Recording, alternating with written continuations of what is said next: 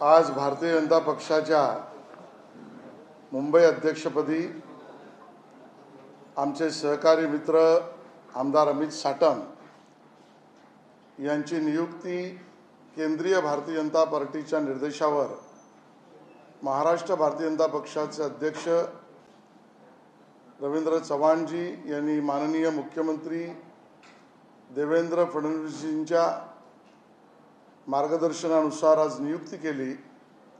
त्यांचं मी मनापासून अभिनंदन करतो। माझं तर मत आहे की मुंबई भारतीय जनता पार्टीमध्ये एक नवीन अध्याय या निमित्ताने सुरू झाला आहे। अमित साटमजी हे नगरसेवक, आमदार या सर्व पदांवर काम करून चुकलेले आहेत।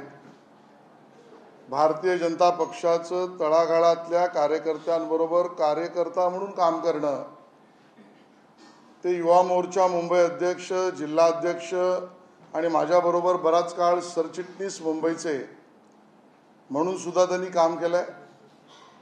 त्यामुळे संघटनेच्या कामाचा एक प्रदीर्घ अनुभव असलेला एक सहकारी आज अध्यक्ष होतोय, याचा मला खूप आनंद आहे। मूळ कोकणातली नाळ असलेला आणि मुंबईकर या विषयावर संघर्ष करणारा असा एक धाडसी कर्तृत्ववान नेता आज मुंबई भारतीय जनता पक्षाचा अध्यक्ष झालाय। आणि ज्याचा उल्लेख मी या ठिकाणी केला की नवीन अध्याय, तो यासाठी केला की नागरी चळवळीमध्ये, सिव्हिक इश्यूजमध्ये, या नागरी चळवळीतनं उदयोन्मुख झालेलं नेतृत्व अमित साटम यांचं आहे। आणि म्हणून मुंबईकरांच्या नागरिक समस्यांचा पूर्ण अभ्यास, आक्रमकता आणि मांडणी या तिन्ही गोष्टी अमित साटमजी यांच्या स्वभाव वैशिष्ट्याचा भाग आहे। आणि म्हणून त्यांची ही कारकीर्द यशस्वीच होईल आणि त्यांना मनापासून त्या ठिकाणी आम्ही सगळ्यांनी शुभेच्छा त्या ठिकाणी दिलेल्या आहेत।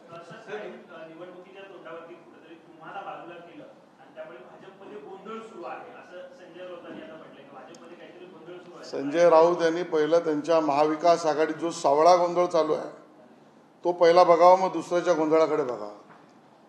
स्वतःच्या घरात सावळा गोंधळ आणि दुसऱ्याच्या घरात बघण्याची भूमिका ही त्यांची भूमिका आहे।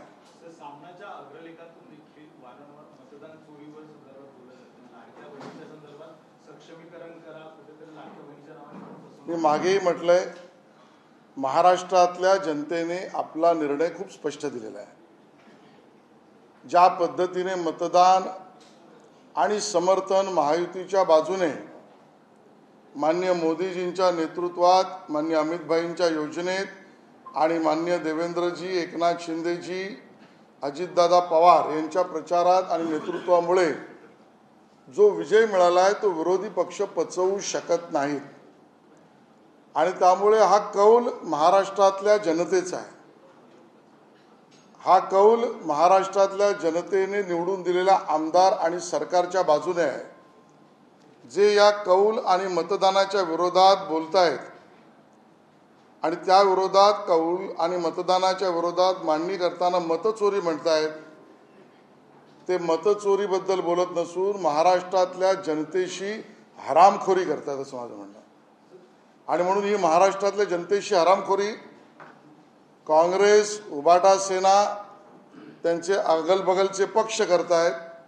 महाराष्ट्र यांना कधी माफ करणार नाही, कारण जनतेचा कौल आणि आशीर्वाद याच्यावर प्रश्नचिन्ह उभा करणं म्हणजे महाराष्ट्रातल्या नागरिकांवर प्रश्न उपस्थित करणं आहे, त्यांच्या मतदानावर प्रश्न उपस्थित करणं आहे।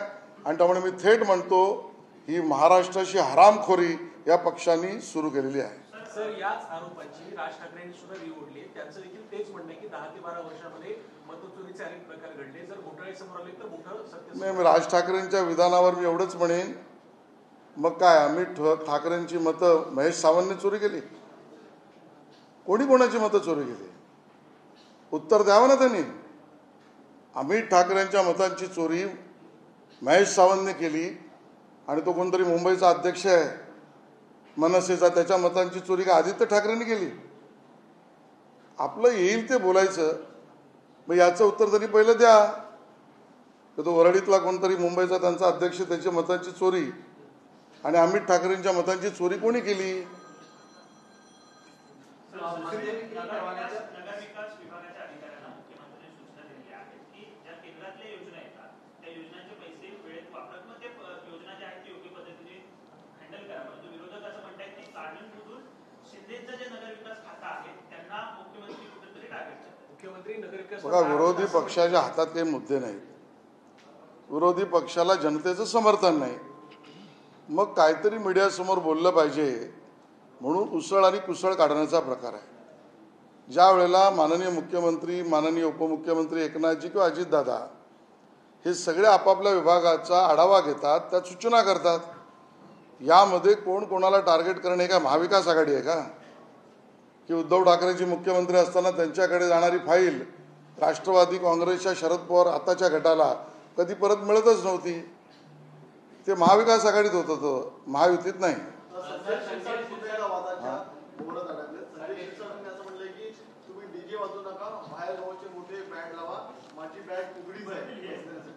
नाही, मी ते वाक्य ऐकलं नाही, त्यामुळे मी प्रतिक्रिया देऊ शकत नाही.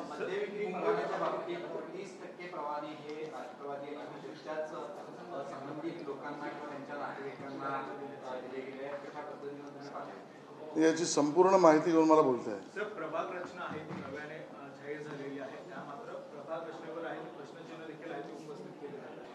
नाही, मला वाटतं ज्यांना निवडणुकीत पराभवाची पूर्ण शाश्वती आहे त्यांच्या मनामध्ये शंका कुशंका या सतत चालू राहणार. कधी ईव्हीएमवर बोलतील, कधी प्रश्नचिन्ह ईव्हीएम बरोबर वोटिंग पॅटर्नवर करतील, कधी प्रश्नचिन्ह त्या ठिकाणी मतदार यादीवर करतील, कधी प्रश्नचिन्ह त्या ठिकाणी निवडणूक आयोगावर करतील, आता प्रभाग समितीवर करतायत. आणि त्यामुळे उद्याच्या पराभवाला आजच काहीतरी कारणाचं बीजारोपण करण्याचा प्रकार आहे. आणि मग घोषणा कशाला करता? माझं तर थेट आव्हान आहे उभाटा सेनेला आणि त्याच्याबरोबर जे कोणी येत असतील त्यांना. मुंबईत आमचीच सत्ता, आम्हीच ब्रँड. मग आता रडगाण्याचा बँड का वाजवत आहे? असेल हिंमत तर या समोर. आणि माझं तर आव्हान आहे, आता अमित साटम यांच्या नेतृत्वामध्ये आम्ही नियोजन जे माझ्या नेतृत्वात केलं होतं त्याच्याही पुढे जाणार आहोत. आणि त्यामुळे हिंमत असेल तर त्यांनी एकटं लढून दाखवावं. उभाटा सेनेला असं वाटत असेल की मुंबई आमचीच आणि मुंबईत आम्हीच, हा गैरसमज आमच्यासाठी त्यांच्यासाठी समज, तर हिंमत असेल तर एकटं लढून दाखवावं. आणि अगलबगलचे जे भाऊबंदकी करतायत या आम्हीची, त्या सगळ्यांना सुद्धा सवाल आहे की हिंमत असेल तर एकटं निवडणूक लढून दाखवा. विरोधकांसोबत आता भाजपचे नेते सुद्धा प्रभाग रचनेवरती कुठे आक्षेप घेत आहेत. गणेश नाईकांनी म्हटलंय की मुद्दाम जाणीवपूर्वक नवी मुंबईमध्ये यातली कुठलीही महायुतीतली चर्चा नाही. नवी मुंबईतल्या कार्यकर्त्यांच्या मनात काही प्रश्न असतील तर त्यांनी प्रश्न मांडणं, याचा अर्थ या व्यवस्थेच्या विरोधात बोलला असं न मानता त्यांनी आपला प्रश्न मांडला आहे, एवढाच मुद्दा आहे. कार्यकर्त्यांच्या बैठकीत मध्यंतरी महापालिका निवडणुकांना असं म्हटलं होतं की मुंबईत ताकद फक्त मनसेची आणि शिवसेना युतीची, या पक्षाचे भाजप आणि शिंदे यांची तितकी नाहीये. सत्ता आणि पैसा असल्यामुळे कार्यकर्ते त्यांच्या सोबत आहेत असं त्यांनी विधान केलं. BSTच्या निवडणुकीच्या पतपेढीचा रिझल्ट त्यांना मी पाठवतो, त्याची एक फ्रेम करून पाठवतो. त्यांनी ती ठेवावी आपल्या कार्यालयात.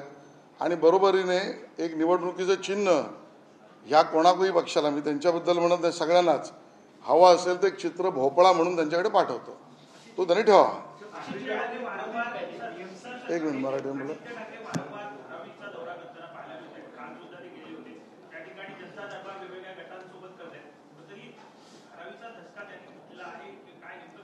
पायाखालची जमीन सरकायला लागल्यावर जी धावपळ होते ना, तुम्ही पाहिलं असेल, वादळ ज्या वेळेला होतं त्यावेळेला त्यात पशुपक्षी जे ज्या पद्धतीने वादळाच्या भीतीने पळवाट काढतात, पळतात, अशी भूमिका आणि स्थिती आदित्य ठाकरेंच्या पक्षाची झाली आहे.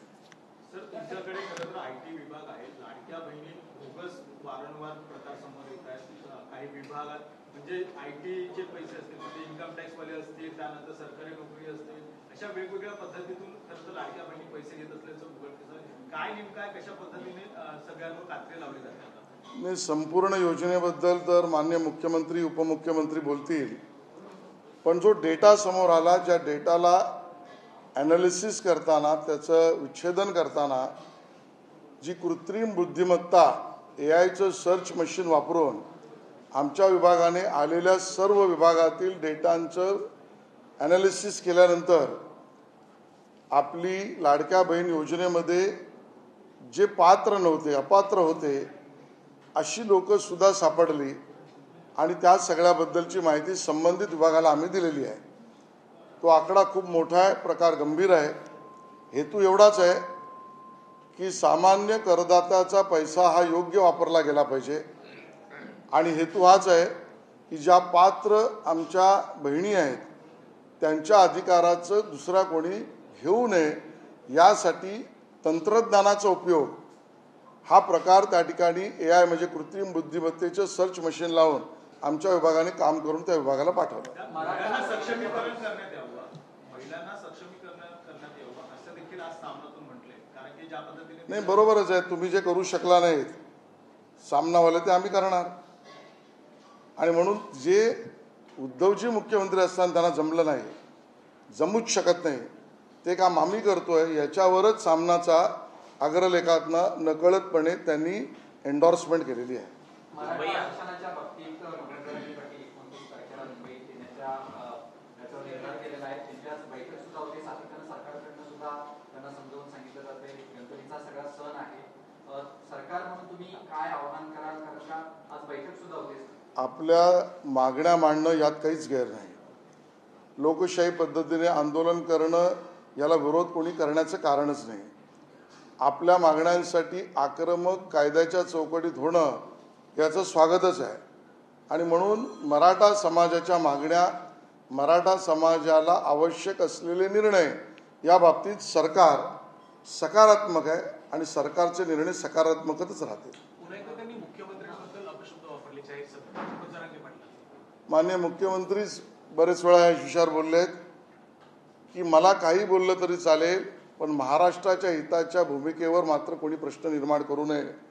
मला वाटतं मुख्यमंत्री पदावर बसलेल्या देवेंद्रजींचं हे वाक्य त्यांचं कर्तृत्व, दातृत्व आणि मनाचा मोठेपणा स्पष्ट करतं. आज हमारे सबके लिए बहुत आनंद का दिवस है. मुंबई भारतीय जनता पार्टी के अध्यक्ष इस नाते मेरे सहकारी मित्र अमित साटम जी, इनकी नियुक्ति आज केंद्रीय भारतीय जनता पार्टी के अध्यक्ष माननीय नड्डा जी के निर्देशानुसार, माननीय मुख्यमंत्री देवेंद्र जी के मार्गदर्शनानुसार हमारे प्रदेश के अध्यक्ष रविंद्र चौहान जी ने नियुक्ति की है. मुंबई भारतीय जनता पार्टी में एक नया अध्याय अभी जुड़ गया है. अमित साटम जी का नेतृत्व ये बहुत साहसी, संवेदनशील और सकारात्मक इस प्रकार का नेतृत्व रहा है. भारतीय जनता पार्टी में बहुत ही ग्रासरूट लेवल से जिन्होंने अपने काम की शुरुआत की, युवा मोर्चा का अध्यक्ष पद हो, जिला अध्यक्ष पद हो, और मेरे साथ महामंत्री इस नाते बड़ी समय से वो कार्यरत है. मैं उनके क्षमताओं से अवगत भी हूँ और इसके लिए विशेष रूप से जिसका उल्लेख मैंने किया कि नया अध्याय जुड़ गया है, इसके लिए मैंने किया. कोकण से और कोकण के सुपुत्र रहे और मुंबई के समस्याओं के बारे में पूरी जानकारी रखने वाले, और सबसे महत्वपूर्ण बात, नागरी सुविधा यानी सिविक इश्यूज पर जिनका नेतृत्व उभर कर आया, ऐसे अभ्यासु और आक्रामक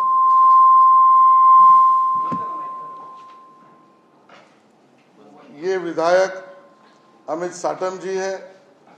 और इसके लिए मेरे अध्यक्षता के समय हम सब ने मिलकर जो योजना बनाई थी मुंबई महानगर पालिका चुनाव को जीतने की, उससे भी ज़्यादा सीटें अब अमित जी के नेतृत्व में हम सब लोग मिलकर जीत कर लाएंगे. महायुति का विजय भी होगा. मैं उनको मेरी तरफ से और पूरी पार्टी की तरफ से शुभकामनाएं देता हूं. और साथ में ही बहुत लंबे समय पर 3 टर्म, 2 टर्म एक साथ, बाद में 1 टर्म बाद में 9 साल से भी ज़्यादा अध्यक्ष पद पर मुझे काम करने का मौका पार्टी ने दिया।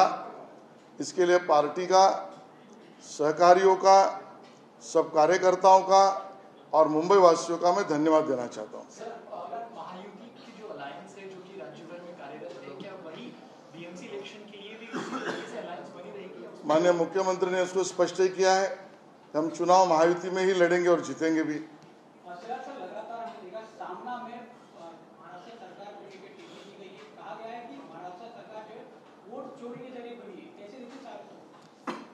जो लोगों को मतदाताओं ने वोट नहीं दिया वो आत्म परीक्षण करने के बजाय हमारे ऊपर आरोप कर रहे हैं, ये उनकी विफलता का परिचय है। महाराष्ट्र की जनता का रुझान, आशीर्वाद और वोट बहुत स्पष्ट है और वो वोट महायुति की तरफ है।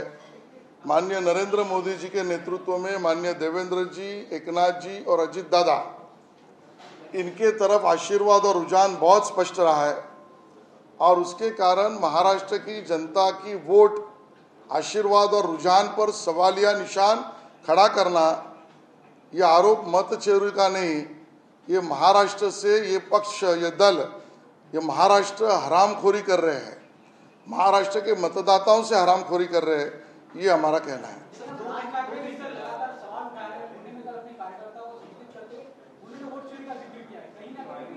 देखिए, मैं उनकी बात पर इतना ही टिप्पणी कर सकता हूं, पहले ये तो बताएं, क्या उनके सुपुत्र अमित ठाकरे जी के वोट उबाटा सेना के महेश सावंत ने चोरी किए क्या? और वर्ली में उनका कोई एक मुंबई अध्यक्ष चुनाव लड़ रहा था, उसके वोट क्या आदित्य ठाकरे ने चोरी किए है क्या? किसने किसके वोट चोरी किए? वो पहले अमित ठाकरे और आदित्य ठाकरे के चुनाव के बारे में वो बताए।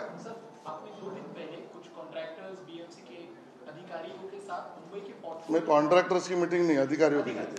उनके साथ मुंबई के पॉटहोल के बारे में मीटिंग की और गणेश उत्सव से शुरू होने से पहले मुंबई की स्थिति, रस्तों की थोड़ी बेहतर हो, तो उससे रिलेटेड कोई डेवलपमेंट को आपको रिव्यू करना है? हम रिव्यू कर रहे हैं, कल से काम शुरू भी हुआ है। आज सुबह भी मैं आयुक्त जी से बात की है, अतिरिक्त आयुक्त सैनी इनको जिम्मेदारी दी है, उनसे भी मैंने बात की है और उसका हम फॉलोअप करके गणेश के आगमन के पहले इस गड्ढों को भरना, ये काम पूरा करने की फॉलोअप करेंगे। So are we looking at getting all of the potholes solved before? We have already instructed the commissioner and his entire team to see that all major and minor roads needs to be done in a proper condition before even Lord Ganesha ji's आगमन comes. Thank you. चलो, thank you. मराठीमध्ये काय? तुम्ही जेव्हा रस्त्यांची पाहणी करत होता त्यावेळेला सातत्यानं अधिकाऱ्यांवरती आणि त्या रस्त्यांच्या कामाबाबत नाराजी व्यक्त केली होती। अधिकाऱ्यांना खडेबोल सुद्धा त्यावेळेला तुम्ही स्वतः पाहणी करताना सुनावली होती। आता ज्या पद्धतीने हे मुंबई चित्र निर्माण झालंय, कुठेतरी कामामध्ये कामचुकारपणा झालाय, त्याचंच हे फलित आहे का? पहिली आमची प्राथमिकता मुंबईकरांना सेवा देण्याची आहे, त्यामुळे असलेल्या परिस्थितीत योग्य काम करून घेणं ही जबाबदारी आमची आणि त्यांना तसे निर्देश दिले आहेत। त्यात जो कंत्राटदार असो वा अधिकारी हे काम वेळेत पूर्ण करणार नाही त्याच्यावर कारवाई आम्ही करू।